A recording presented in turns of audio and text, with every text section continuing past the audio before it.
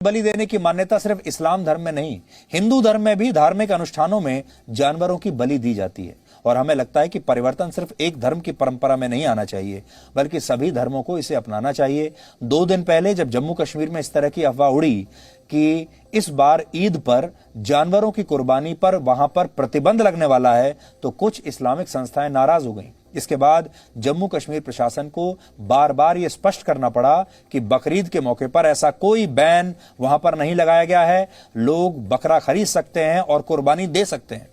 दुनिया भर में ऐसी कई संस्थाएं हैं और लोग हैं जो जानवरों के अधिकारों की बात करती हैं। ये बड़ा फैशनेबल है।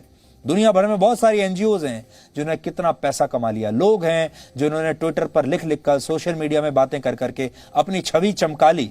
और वो मानव अधिकारों की तो बात करते ही हैं, जानवरों के अधिकारों की भी बात करते हैं। एनिमल राइट्स एक्टिविस्ट अपने आप को बताते हैं। लेकिन जिन जानवरों को कुर्बानी के लिए मार दिया जाता है, क्या उनके एनिमल राइट्स नहीं होते? आज हम बड़ा सवाल ये कह रहे हैं। अब जो कुर्बानी जिन जानवरों की दी जाएगी, क्या उनके अपने एनिमल राइट्स नहीं हैं, उनके अधिकार नहीं हैं? क्या उन्हें बाकी जानवरों से कम दर्द होता है? किसी जानवर को मार डालना उसकी इच्छा के विरुद्ध, क्या इससे कभी भी किसी को कुछ भी प्राप्त होगा? इसलिए यहां आज आपको यह जानना चाहिए कि इस्लाम धर्म में कुर्बानी के लिए असल में कहा क्या गया था और कुर्बानी बन क्या गई। कुरान में बताया गया कि एक बार अल्लाह ने हजरत इब्राहिम साहब की परीक्षा लेनी चाहिए। उन्होंने हजरत इब्राहिम साहब को हुक्म दिया कि वो अपनी सबसे प्यारी चीज को उन्हें कुर्बान कर दें। हजरत इब्राहिम को अपने बेटे हजरत इस्माइल सबसे ज्यादा प्यारे थे, क्योंकि उन्हें 86 वर्ष की उम्र में हजरत इस्माइल के रूप में पहली संतान नसीब हुई थी। उन्होंने अल्लाह के हुक्म को पूरा करते हुए अपने उसी बेटे की कुर्बानी दे दी। लेकिन जब उन्होंने अपनी आंखें खोली तो देखा कि उनका बेटा उनके पास जीवित खड़ा था, क्योंकि ये तो एक परीक्षा थी और इस परीक्षा में हजरत इब्राहिम साहब पास हो गए। लेकिन समय के साथ साथ इस्लाम धर्म में कुर्बानी का मतलब बदलता चला गया और आज के जमाने में लोग 1-2 दिन पहले बाजार में बकरे को खरीद लाते हैं और उसकी कुर्बानी दे देते हैं कुर्बानी के नाम पर, जबकि इससे कुर्बानी का असली मकसद पूरा ही नहीं होता। कुर्बानी का अर्थ है ऐसी किसी चीज की कुर्बानी देना जो आपको सबसे प्रिय हो, जो आपके दिल के बहुत करीब हो। अब जरा सोचिए, ईद से 1 दिन पहले खरीदे गए, आपके पैसे से खरीदे गए जो जानवर हैं, वो आपको प्रिय कैसे हो सकते हैं? जिस जानवर के साथ आपने 2 घंटे भी नहीं बिताए, मान लीजिए आपको जानवरों से प्यार भी है और आप उनकी कुर्बानी दे रहे हैं, जिस जानवर के साथ आपने 2 घंटे भी नहीं बिताए, जिसे अभी अभी आप घंटा भर पहले पैसा देकर खरीद कर लाए हैं और फिर आप उसे मार देते हैं, तो ये कुर्बानी कैसी हुई? किस चीज की कुर्बानी ऐसे में लोग देते हैं? ये तो कुर्बानी है ही नहीं, ये तो खरीदी गई नकली कुर्बानी है। पाकिस्तान के मशहूर लेखक और पत्रकार जो अब कनाडा में रहते हैं, तारिक फतेह ने एक बार कहा था कि लोग जानवरों की जगह अपने मोबाइल फोन की कुर्बानी क्यों नहीं देते, क्योंकि आजकल तो वही उन्हें सबसे ज्यादा प्रिय है। आज हमने तारिक फतेह से इस बारे में बात की और उनका क्या कहना है ये सुनिए आप। आजकल के जमाने में ये इसका कोई ताल्लुक नहीं है।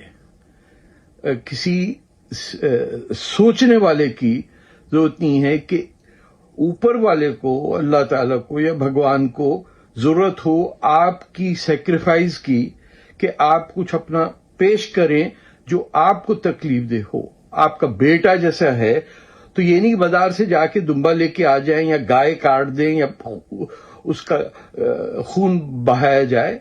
अगर आपको इतनी बड़ी सैक्रिफाइस देनी है तो अपनी को कीमती चीज कर दीजिए। जो हीरा आपके पास है उसको पत्थर मार के तोड़ दीजिए। आईफोन है उसे स्मैश कर दीजिए। रोलेक्स की घड़ियां पहने घूम रहे हैं, इतना भारी जेवर पहन रहे हैं, उसको फेंक दिए बाजार में। वो हुई सैक्रिफाइस। ये नहीं कि गर्दन काट दी एक गाय की कि अल्लाह ताला की मर्जी है। ये कैसा अल्लाह ताला है जो अपनी ही जमीन पे जानवरों को इस तरह तड़पते हुए देख के खुश होगा? मैं नहीं समझता कि इस दौर में कोई जरूरत है। तारिक फतेह साहब को उनके इन्हीं क्रांतिकारी विचारों के लिए इस समय जितने भी कट्टरपंथी जो इस्लामिक संस्थाएं हैं वो इनके पीछे पड़ी हुई हैं और लगातार इनकी जान जो है वो खतरे में बनी रहती है। जब भारत में ये आते हैं कभी कभी तो इन्हें अलग से सुरक्षा देनी पड़ती है। इस समय ये जो बातें ये करते हैं, इन्हें कोई भी सुनने के लिए तैयार नहीं है, कोई भी इन्हें बर्दाश्त करने के लिए तैयार नहीं है। और इस समय दुनिया में एक भी देश ऐसा नहीं जिसने ग्रीन ईद के विचारों को अपनाया हो। लेकिन यूरोप के कुछ देशों में एक ऐसा कानून बना दिया गया है कि वहां जानवरों को बेहोश करके ही अब उनकी कुर्बानी दी जा सकती है, क्योंकि बेहोश करने के बाद इन जानवरों की जो पीड़ा है, जो इनका दर्द है, कम से कम वो तो कम हो जाता है। इसलिए कुछ यूरोपीय देश अब कह रहे हैं कि कुर्बानी देनी है, दे दीजिए, उसे रोका तो नहीं जा सकता आप, लेकिन इनका जो दर्द है इन मासूम जानवरों का, कम से कम बेहोश करके उसे आप कम कर दीजिए। लेकिन इस्लाम धर्म के प्रचारक मानते हैं कि इस कानून से कुर्बानी का मकसद पूरा नहीं होता। अगर बेहोश करके कुर्बानी दी जा रही है तो कुर्बानी नहीं मानी जाएगी। एक विडंबना यह भी है कि सुप्रीम कोर्ट वैसे तो दिवाली पर प्रदूषण फैलाने वाले पटाखों पर बैन लगा देता है, लेकिन इको फ्रेंडली ईद को लेकर कभी भी खुद से स्वतः संज्ञान नहीं लेता, जैसे स्वतः संज्ञान लेता है कावड़ की यात्रा को लेकर या कुंभ को लेकर। अब सवाल है कि हमारे देश में सभी धर्मों के रीति रिवाजों और परंपराओं को एक ही चश्मे से, एक ही कानून से क्यों नहीं देखा जाता। इसीलिए हम आपको कह रहे हैं, आज हम भी बहुत बड़ा रिस्क ही ये ले रहे हैं कि आज ये बात खुलकर आपको बता रहे हैं, और हम पर भी कई तरह के आरोप लगाए जाएंगे कि ये एक सांप्रदायिक एजेंडा है। लेकिन असली धर्मनिरपेक्ष